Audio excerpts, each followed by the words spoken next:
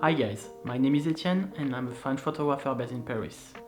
I'm working for Ricoh and one of my main missions is to produce content for our YouTube channel.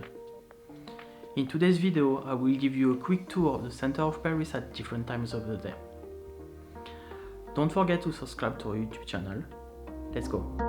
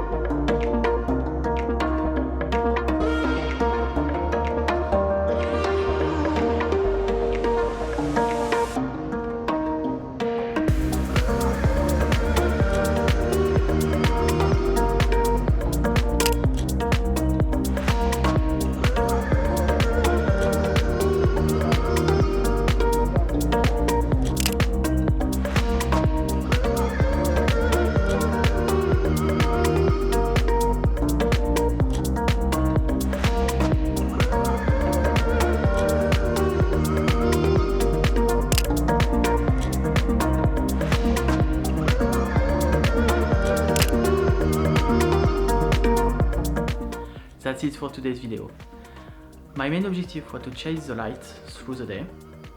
If you enjoyed the video, please hit the like button.